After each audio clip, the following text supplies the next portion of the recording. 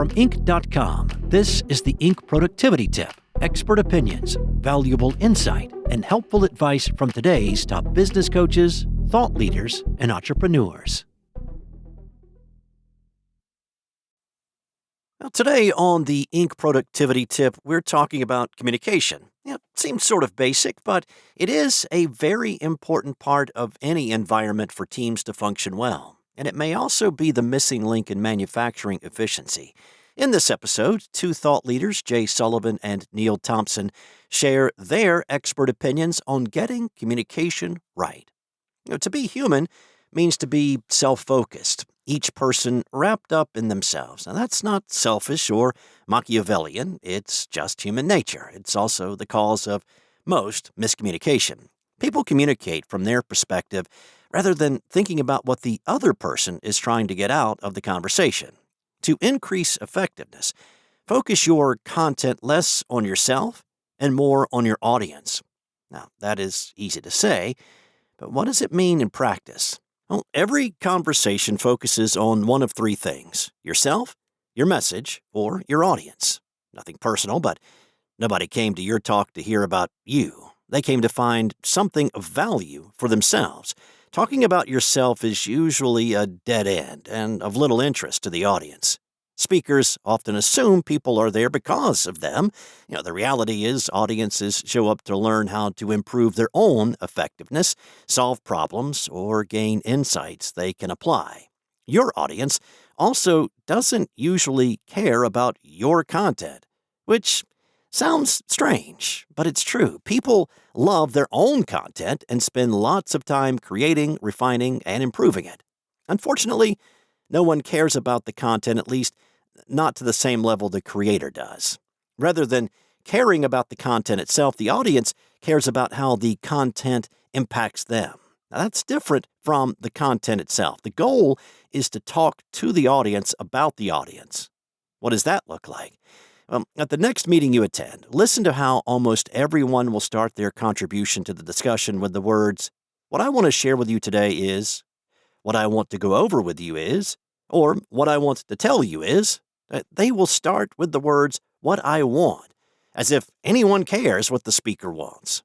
Again, nothing personal, but no one cares what you want. Instead, start with this line: "What I thought would be helpful to you is." When communication starts with that language, two things happen. First, the audience understands that the speaker has spent time focused on their needs. Second, and more importantly, when helpful to them guides the message, every word, tone, and detail becomes more valuable to the audience. Swapping out "what I want" for "what I thought would be helpful to you" isn't just a semantic difference. It's a substantive shift in how people position themselves as contributors who understand others' priorities, rather than simply asking others to make room for theirs. Effective communication starts with context. Before delivering a message, consider what the audience is trying to accomplish, what pressures they are facing, and why the information matters to them in that moment. That small shift changes the role of the communicator from someone seeking attention to someone providing value. When messages are framed around the audience's needs, they become easier to receive, more relevant, and more actionable. The goal is not just to share information, it's to help others achieve what matters to them. Being less focused on yourself and more focused on the audience does not mean ignoring your needs, but you're just more likely to have those needs met when communication shows consideration for how messages will resonate with the audience. Using the helpful to you language is not only impactful in business meetings, it also helps with any social media presence being built. Influencers frequently create posts that start with, "I want you to see X," or "I want to tell you about this thing." While those people may have good intentions, they frame the discussion around their own wants and desires. Instead, speak to the audience or followers from their perspective. Show that consideration has been given to what they might find valuable. If a post starts with, "Read my latest piece about AI," it communicates that followers are expected to follow an instruction.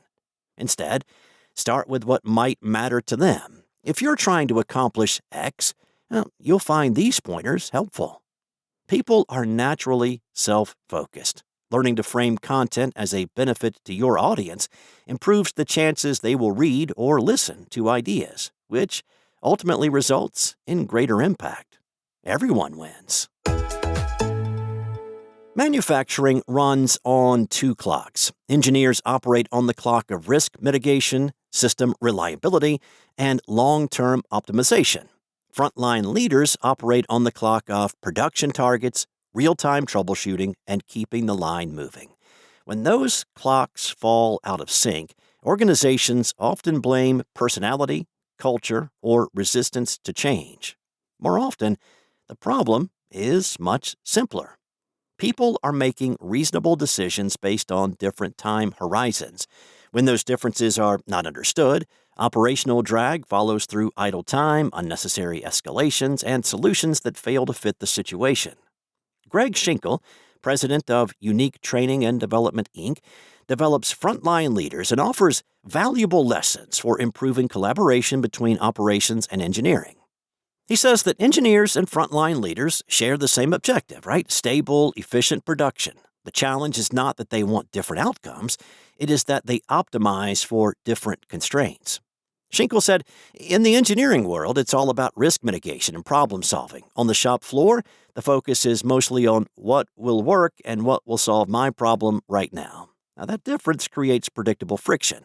Operators may restart a line repeatedly to meet the production targets of this day. Engineers may recommend a longer repair that prevents repeated downtime in the future.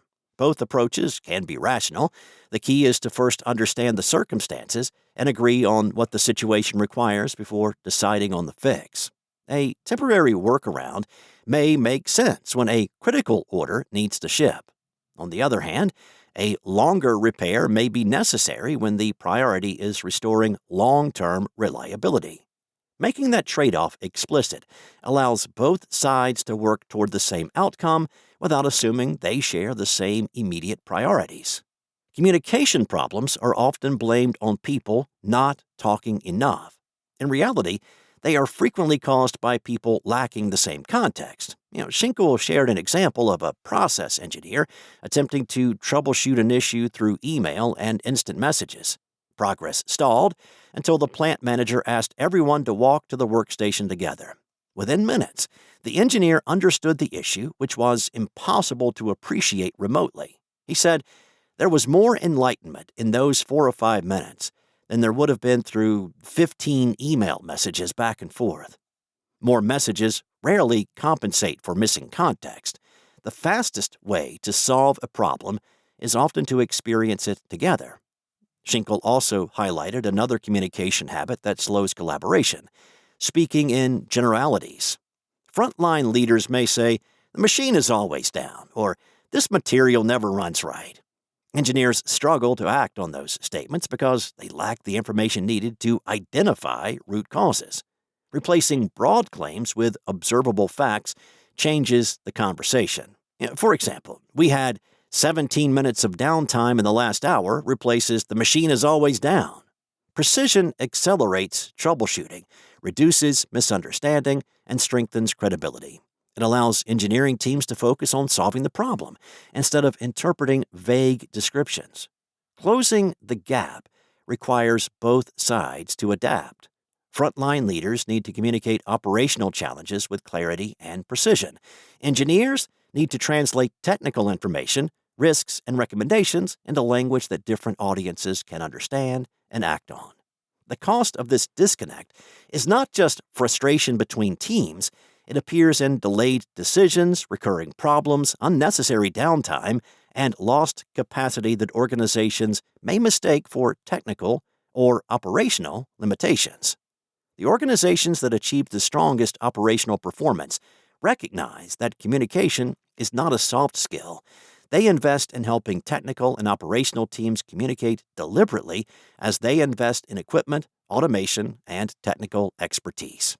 When engineers and frontline leaders learn to communicate across their different clocks, they move from solving their own problems to solving the organization's problems together. That's all for today. This article featured journalism by Jay Sullivan and Neil Thompson. For more expert opinions from today's top business coaches and thought leaders, go to Inc.com/lead. Be sure to come back tomorrow for another helpful tip from Inc.